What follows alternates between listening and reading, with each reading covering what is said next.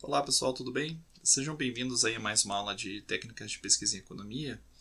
Na aula de hoje eu vou falar um pouquinho sobre o projeto de pesquisa. Tá? Então, qual que é a estrutura e basicamente qual a linguagem que a gente deve adotar na hora de redigir o nosso projeto de pesquisa. Tá? Então, isso servirá de base naturalmente para a última avaliação da disciplina que vocês devem entregar aí até o final do curso. Bom, eu vou começar a aula de hoje explicando algumas estruturas básicas, né, ou a estrutura básica de um projeto de pesquisa, mas ela serve também para o trabalho de conclusão de curso, né, e outros tipos de trabalho que também são de conclusão de curso, como a monografia, a dissertação ou a tese, né, dependendo do nível de ensino.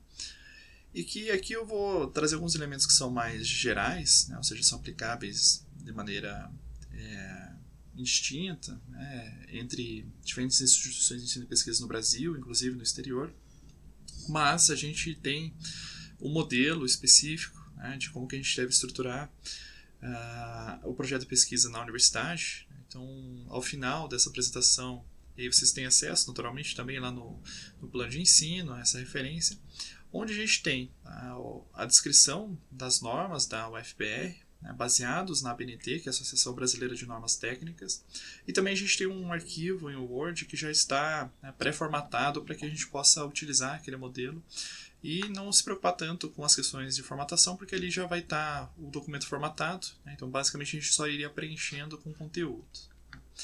Bom, mas é importante a gente saber o seguinte, né, uma estrutura básica de um projeto de pesquisa ou do trabalho final, né, do relatório final do projeto de pesquisa, ele vai ser constituído aí por três grandes grupos de elementos. Tá? A gente vai ter os chamados elementos pré-textuais, né, que eu já vou explicar cada um deles na sequência, que como o próprio nome diz, né, eles vêm antes do texto principal. Né? Então aquilo que vai constituir a capa, a folha de rosto, enfim, outras informações prévias antes de iniciar o texto propriamente dito, tá, da pesquisa científica que a gente realizou. Os elementos textuais, né, por sua vez, vão se constituir o núcleo do trabalho, ou seja, aquilo que vai apresentar de fato o conteúdo. Né? Então vai ser composto ali por uma série de sub-itens, né? Mas basicamente vai ser o texto que a gente vai produzir a partir, né, da nossa pesquisa, que vai envolver tanto a pesquisa bibliográfica como a coleta e análise de dados. E por fim a gente tem os chamados elementos pós-textuais, né, que obviamente vêm depois do texto, que são complementares. Né? Então, algumas coisas como anexos, né, apêndices, enfim, vão aparecer após o texto e que ajudam, né, a complementar os elementos textuais. Tá? Então, são informações relevantes que a gente vai anexar. Nem todos são obrigatórios, então nem todos os elementos pré-textuais, nem todos os elementos pós-textuais são obrigatórios. E a gente vai ver cada um deles na sequência. Bom, com relação aos elementos pré-textuais, a gente vai ter, né, principalmente a capa, aí a lombada seria para os casos em que a gente tem um trabalho impresso, né, e aí é com capa dura geralmente, em que aquela parte lateral onde vem o nome da obra, ou o nome da obra e autor, ou só o nome do autor, enfim, né, vai constituir essa lombada, pode ter a logomarca da instituição, enfim. Né. Então esse é um elemento pré-textual, que no caso das produções digitais, né, ela não faz sentido. Isso seria mais para realmente para capas, né, de livros ou mesmo trabalho de conclusão de curso, mais que fossem impressas ao seu final. A folha de rosto, né, que a gente geralmente vai usar nos nossos trabalhos científicos na universidade. Vocês vão ver no documento que está disponível para vocês no site da UFPR. A folha de rosto, basicamente, ela vai trazer algumas informações adicionais, né, em relação ao que traz a capa. Então, basicamente, na capa a gente vai ter o nome do autor, título. No caso dos trabalhos científicos, vai ter a identificação da instituição, o ano e o local da elaboração, da publicação da obra. Né? Então, geralmente, Curitiba, 2021, 2022, enfim. Tá? E na folha de rosto a gente traz mais detalhes. Né? Então, geralmente, tem um pequeno texto que vai mostrar o que se trata aquele trabalho. Né? Então pode ser um projeto de pesquisa de iniciação científica apresentado, tá? Parará, parará. Ou uma monografia como apresentado, tá? Ao curso de economia como um requisito parcial para a conclusão do curso, e assim por diante. Tá? Então vocês vão ver lá no modelinho, que eu vou deixar no link ao final para vocês, né? Como é que é constituída essa folha de rosto? Né? Então, basicamente, capa e folha de rosto acabam se constituindo em elementos obrigatórios. Lombada não, né? Vai depender aí do tipo de meio, né? de reprodução, se vai ser um meio digital ou se vai ser um meio impresso. E depois a gente tem alguns outros itens aqui, né, que também não são obrigatórios, à exceção do sumário, né, mas que são muito utilizados nas nossas pesquisas. Tá? Bom, a lista de ilustrações, eu estou me baseando muito no livro do Antônio Carlos Gil, né, então ele está colocando de maneira genérica, e aí a gente vai ver que no caso do modelo da universidade, né, a gente desdobra essas ilustrações, mas as ilustrações, como o próprio nome diz, né, vão ser todas as figuras, né, elementos gráficos, imagens, coisas do gênero, que servem para ilustrar, né, alguma coisa. Então, dentro da lista de ilustrações, né, a gente pode subdividir elas, por exemplo, em uma lista de gráficos, né, que vão ser aí apresentações visuais, mas que vão trazer sempre variáveis numéricas, né, apresentadas de maneira organizada, para que a gente tenha uma perspectiva, né, principalmente da dimensão, da grandeza, né, da sua evolução ao longo do tempo, enfim, né, da variável que está sendo apresentada. Então a gente vai ter diversos tipos de gráficos, né? Então ter lá gráficos de linha, gráficos de barra, gráficos de pizza, enfim, cada um tem uma função específica e a gente pode criar essa lista de gráficos, principalmente quando a gente tem muitos gráficos no nosso trabalho. Então, isso permite ao leitor identificar, né, através do título do gráfico, né, o seu número e título, que é apresentado nessa lista, a página onde ele está apresentado. Né? Então, isso facilita o acesso para o leitor daquele gráfico, né, que ele está interessado. Então, ele pode ter lido o seu trabalho, mas depois ele lembra que tem um gráfico muito interessante que consta nesse trabalho. Então, para ele não ter que ficar passando página a página, né, ele pode vir nessa lista de gráficos e verificar em que página que ele está. Então, basicamente, seria um sumário específico para as ilustrações. Basicamente, numerando as ilustrações que aparecem no seu trabalho e indicando qual a página que essa ilustração se encontra. O mesmo para tabelas. Né? Então, as tabelas, e a gente tem uma diferenciação entre tabelas e quadros, aqui está colocado de maneira geral, como englobando as duas coisas, mas, como a gente vai ver lá no modelo da universidade, a gente separa. Né? Então, uma tabela basicamente vai trazer dados quantitativos. Então, vai ter a apresentação ali de valores numéricos em relação a determinadas variáveis. Já o quadro não, né? Ele vai ser uma organização em que o seu conteúdo vai ser texto. Né? Então, vai trazer conceitos, vai trazer relações, explicações de conceitos, enfim. Né? Então, é uma forma de apresentação em que a gente vai usar no editor de texto, se chama tabela também, né? Mas, dada a sua natureza de conteúdo, né? Se ele é textual, né? Não traz nenhuma informação quantitativa, a gente vai chamar de quadro. E se for apresentação de dados, né? Percentuais, dados absolutos, frequências, etc., a gente vai chamar de tabela. Tá?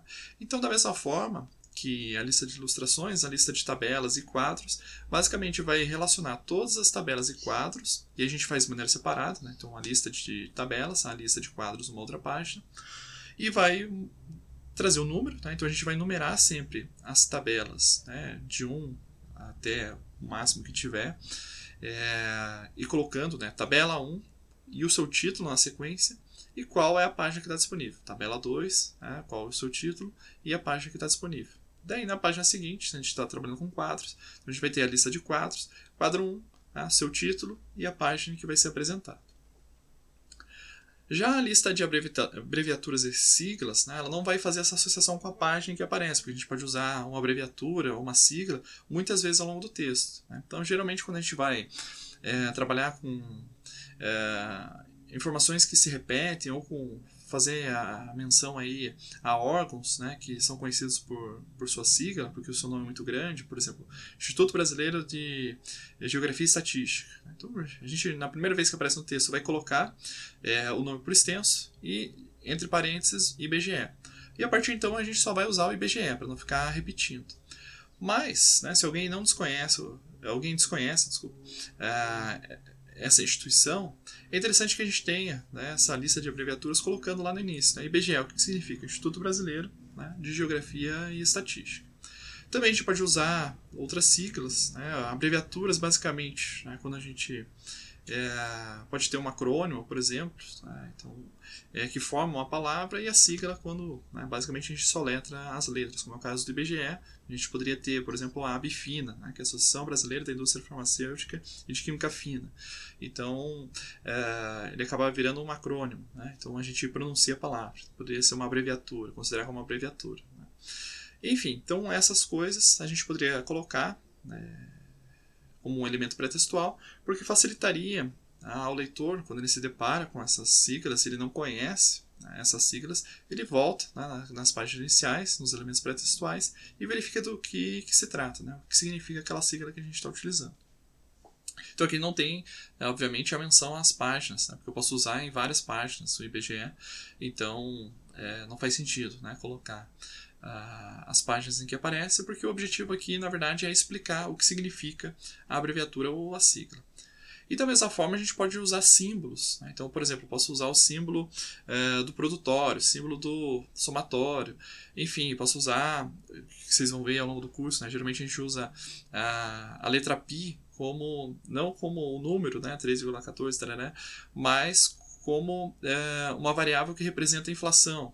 Então, enfim, dependendo da quantidade de símbolos que a gente use no trabalho, é interessante fazer essa lista no começo para facilitar o entendimento, né, o que se refere a cada uma dessas siglas quando a gente usa o nosso trabalho.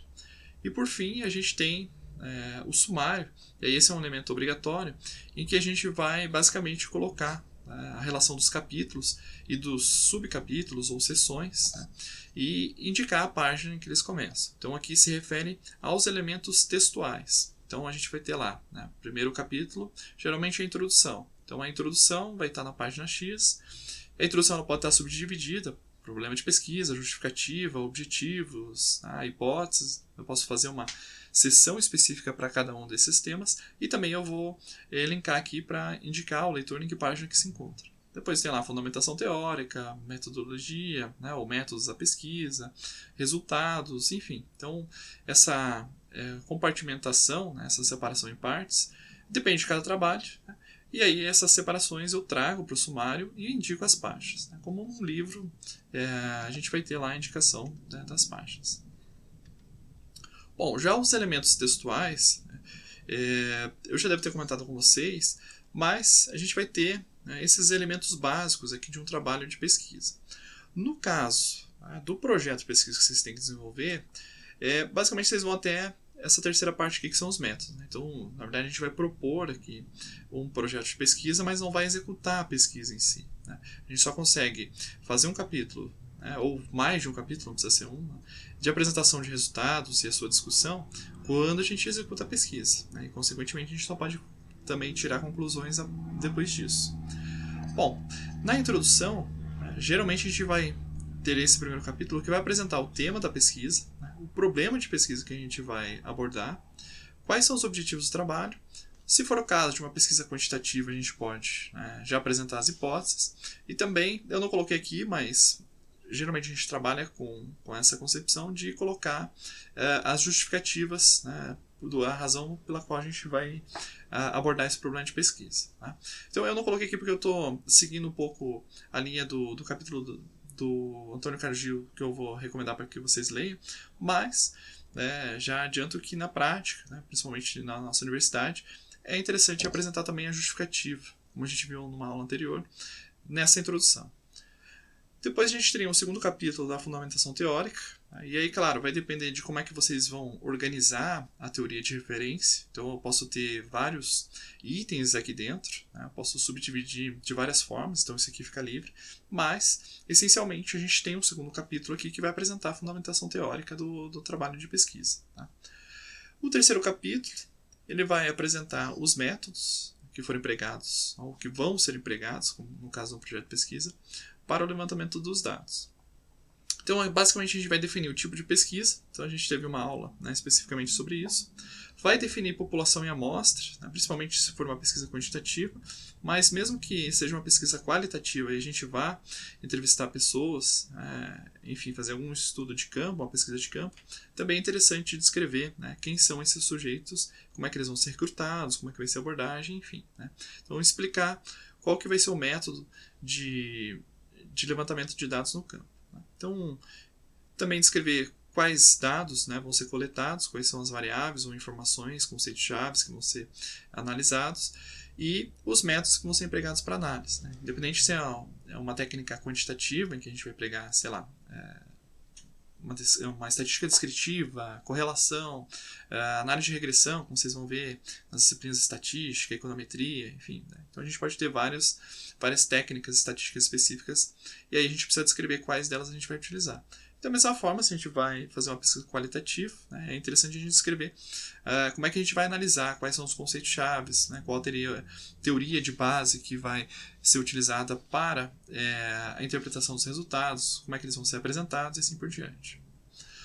E quando for o caso, né, a gente tem que fazer um cronograma, né, ou seja, na fase do projeto, geralmente estabelece um cronograma de execução da pesquisa. Né? E o orçamento quando é requerido. Então você vai utilizar materiais, por exemplo, materiais de laboratório, né, que vai envolver custos de aquisição, testes, amostras, né, coleta de sangue, por exemplo, enfim. Depende muito da natureza da pesquisa. Mas, quando implica, né, em custos, é interessante também colocar o orçamento. Então, quando a gente vai submeter um projeto para órgãos de fomento, né, por exemplo, a Fundação Araucária, no Paraná, ou CNPq em nível nacional, geralmente a gente também coloca o orçamento, porque esses projetos que são submetidos para esses órgãos de fomento visam justamente obter recursos financeiros para financiar a pesquisa.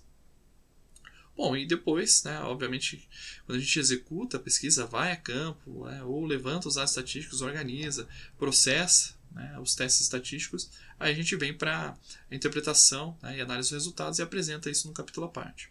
E naturalmente a sua divisão interna vai depender, né, do como que o autor vai organizar aí a apresentação dos resultados. E por fim as conclusões. Tá? Então esses são os elementos textuais. Né? Então é o núcleo do trabalho. Aqui a gente tem uma introdução, uma fundamentação teórica, apresentação dos métodos da pesquisa, os resultados e a discussão desses resultados e por fim a apresentação das conclusões. Né? Então essa seria uma estrutura básica, né, dos elementos textuais de um trabalho científico. Tá? Bom, depois a gente tem os chamados elementos pós-textuais. Tá? O primeiro deles, e obrigatório, no caso da pesquisa científica, são as referências, ou chamadas referências bibliográficas. Tá? Eu deixei entre parênteses aqui porque nem todas as referências elas vão ser bibliográficas. Então a gente pode ter menção aí a base de dados, estatísticas, enfim. Né? Tem outras referências que não necessariamente são bibliográficas. Mas, de qualquer forma, e geralmente a gente usa só o termo referências mesmo. Tá?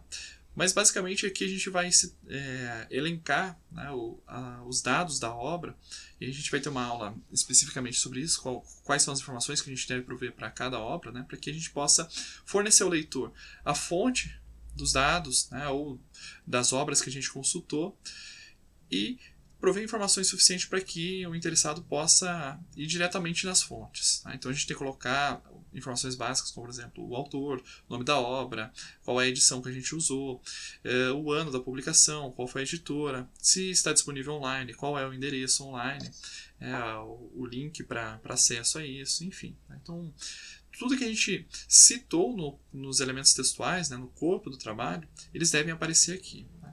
Inclusive as bases de dados que a gente consultou. Né? Então, se a gente pegou dados do IBGE, dados do Ministério do Trabalho, enfim. Né? Então, a gente também, se esses dados naturalmente estão disponíveis, né, em uma publicação específica ou na internet, a gente vai fazer essas referências. Outra coisa que pode aparecer, mas não é obrigatório, é o glossário, que basicamente é um dicionário de termos técnicos ou palavras, né, que são utilizadas, mas que formam uma ideia, um conceito-chave, e que não são muito claras para o leitor.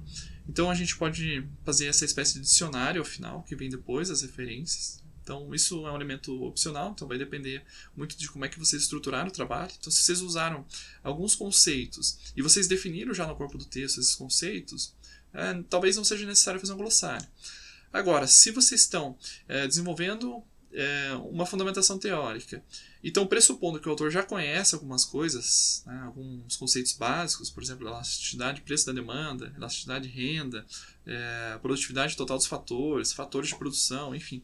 Então, você não quer explicar o que são esses conceitos porque são considerados muito básicos, né, ou seja, que o seu conjunto de leitor, em tese, né, já deveria saber, mas que de repente o trabalho pode ser lido por pessoas, né, que não são da área. Você pode criar esse glossário ao final, justamente para facilitar o entendimento, né? Então você não precisa colocar esses elementos no corpo, né, do trabalho, nos elementos textuais, mas você define no glossário para que quem esteja lendo seu trabalho, né, tenha a capacidade de compreender esses termos, né, sem a necessidade de ter que, sei lá, estudar eles, pesquisar fora do seu trabalho. Depois a gente tem, ou também de maneira não obrigatória, apêndices, né, que são materiais de pesquisa produzido pelo próprio autor, né, da pesquisa, e que talvez não caibam, né, não sejam interessantes colocar no corpo do texto, porque ficaria muito grande. Então, sei lá, a tabulação de dados completos, né, mapas elaborados, enfim, né, coisas que foram produzidas pelo próprio autor e que o autor considere relevante apresentar no seu trabalho, né? Isso fica como um elemento de consulta após a leitura dos elementos textuais, e aí são colocados após, né, o glossário, se houver, se não após as referências. E os anexos são materiais produzidos por terceiros, né, que o autor tem autorização de publicar, né, no seu trabalho, e que são colocados ao final. Ou seja, então a diferença entre o apêndice e o anexo basicamente é a autoria. Se foi algo que foi produzido pelo próprio autor do trabalho, a gente vai chamar de apêndice. E se for algo, né, por exemplo, eu utilizei mapas produzidos pela Prefeitura Municipal de Curitiba, né, eu tenho autorização para publicar, mas não fui eu que produzi esses mapas. Tá? E eles não são um elemento central, mas são interessantes colocá-los no meu trabalho. Então eu vou colocar isso em anexo. Tá? Então basicamente essa é a diferença entre apêndice e anexo. E geralmente a gente vai colocar o de autoria própria primeiro e depois de autoria de terceiros em segundo lugar. E por fim, também é um elemento opcional, é a criação de um índice remissivo por temas. Então basicamente aqui, por exemplo, a gente está tratando de elasticidade de preço da demanda. Então eu não vou definir o que é elasticidade de preço da demanda, mas vou indicar a página ou as páginas onde esse conceito aparece. Então seria uma forma de criar, né, um sumário em que a gente vai indicar as páginas em que esses termos aparecem. Tá? Então, claro, isso aqui é interessante, geralmente vai aparecer em livros didáticos, tá? Mas é um elemento opcional. Tá? Então, isso dá bastante trabalho, porque você tem que identificar, né, em todas as partes do texto onde aparece um determinado conceito-chave ou um tema específico e fazer essa vinculação. Claro que com o advento aí dos editores de texto, né, computadorizados, a gente consegue fazer isso de uma maneira mais fácil, né, localizando esses termos ao longo do texto. Mas, de qualquer maneira, né, isso dá um trabalhinho para ser feito. Bom, a segunda parte da aula diz respeito aí ao estilo do texto. Então isso é importante porque a redação do projeto de pesquisa ou a redação de um trabalho científico, né, ele vai exigir um tipo de redação específico. Então, é claro, algumas coisas que eu vou apresentar aqui são coisas que provavelmente vocês ainda lembram, né, do ensino médio, que são regras básicas aí de um bom texto, né, para fazer uma boa produção textual, mas a gente vai adicionar alguns aspectos específicos, né, que diz respeito aí ao texto científico. Tá? E o primeiro deles é a impessoalidade, ou seja, a forma de redação ela não deve expressar a opinião própria, né, e nem usar muitos adjetivos. Né? Basicamente, a ideia é que a gente tente escrever sobre as coisas, né, como se a gente fosse um observador distante, não no sentido de transpassar, né, opiniões pessoais, os nossos valores, mas tentar analisar as coisas como elas são. E aí, geralmente, a gente evita o uso da primeira pessoa no desenvolvimento do trabalho. Então eu não vou falar, eu fiz, eu pesquisei, eu achei interessante isso. Né? Então esse tipo de linguagem não aparece no texto científico, né? Ou não deveria aparecer. E a gente tende a tratar, né, escrever as coisas aplicando aí algumas formas de escrita para evitar, né, essa pessoalidade.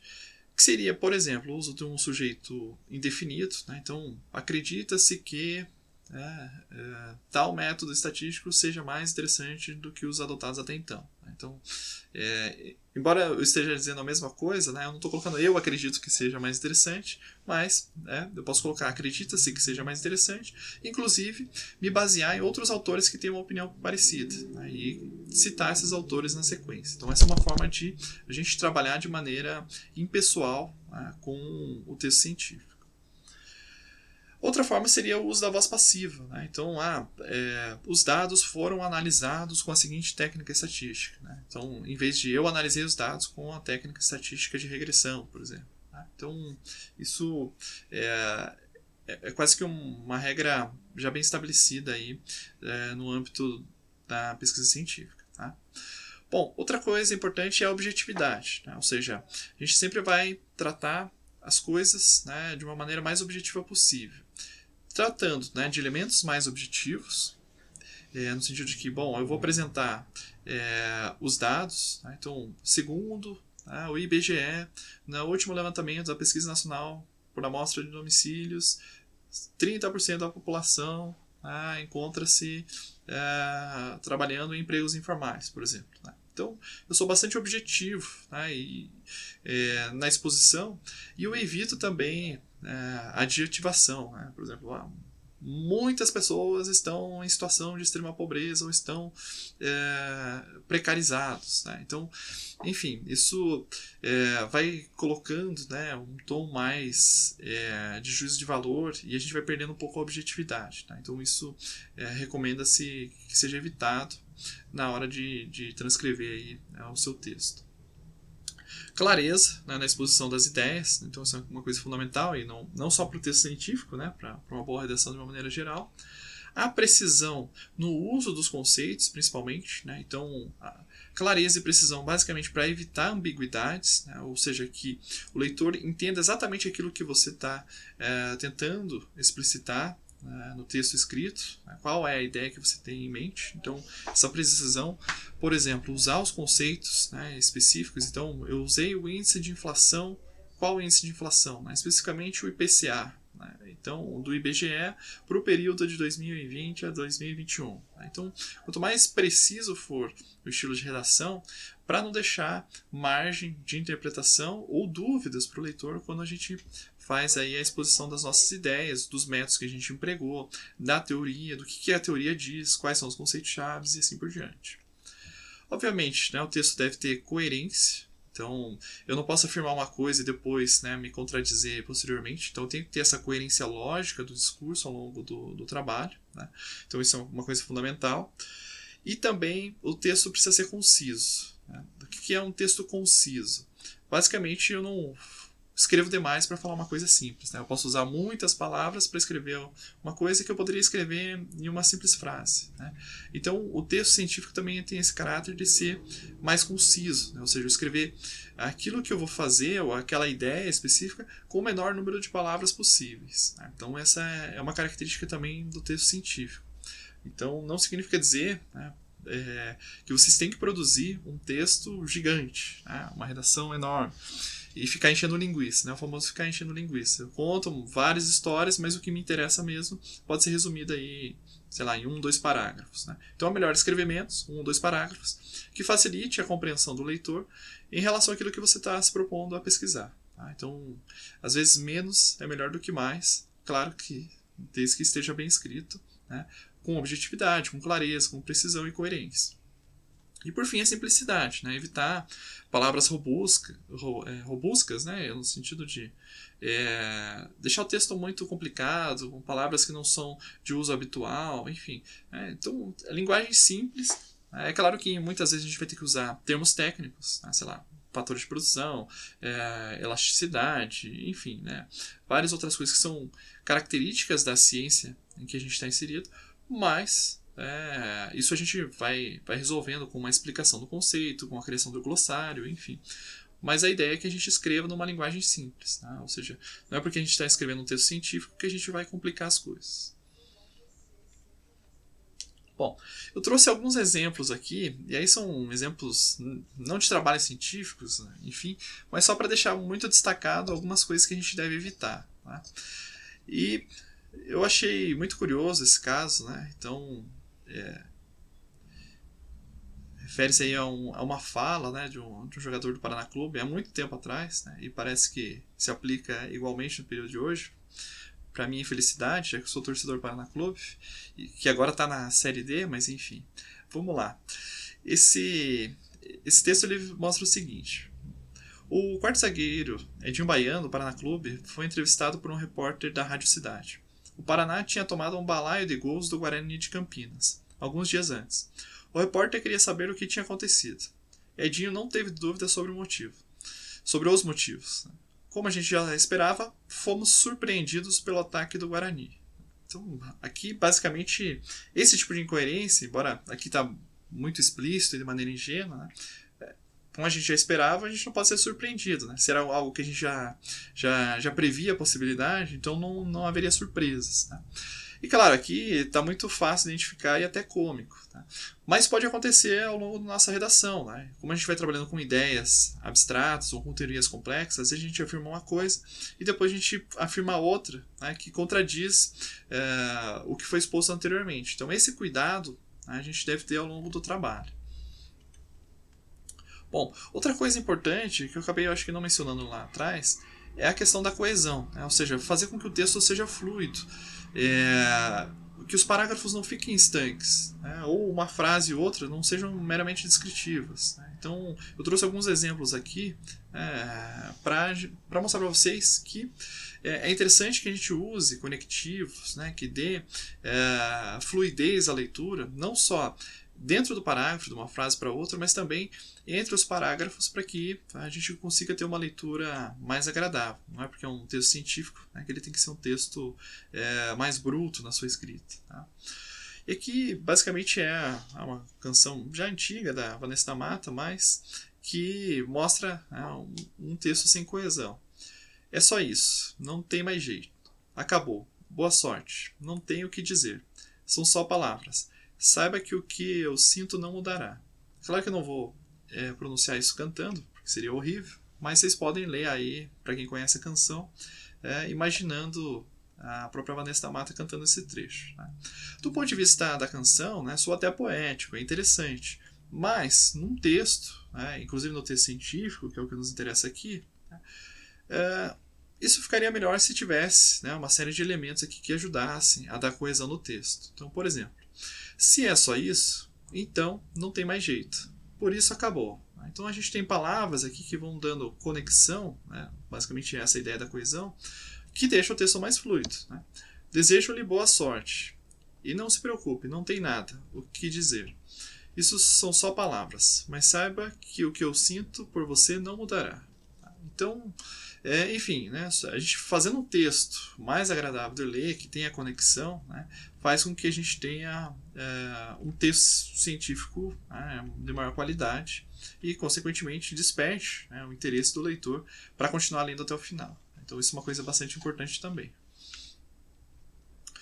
Bom, também em relação à clareza, trouxe mais um exemplo quase que cômico aqui, que é o seguinte. Bom, de repente, os homens chegaram, colocaram umas pulseiras de aço no cabra e jogaram ele no carro. Então, aqui, enfim, não está muito claro quem são os homens, embora a gente possa deduzir. Né? Colocaram umas pulseiras de aço, né? O que seriam essas pulseiras de aço? Né? Seriam as algemas ou seria outra coisa? E jogaram ele no carro. Né? Que isso aqui é uma abordagem policial, é um sequestro, enfim, né? Isso não fica muito claro quando a gente lê dessa forma. Mas, se isso fosse reescrito da seguinte maneira, ficaria muito mais claro. Né? Os policiais chegaram de forma inesperada, algemaram o suspeito e o levaram para a viatura. Então, enfim, isso tira qualquer margem de ambiguidade na interpretação do que o autor quer dizer. Tá? Então, isso é bastante importante porque nem sempre a gente vai ter a possibilidade de esclarecer dúvidas com o autor de um texto. Né?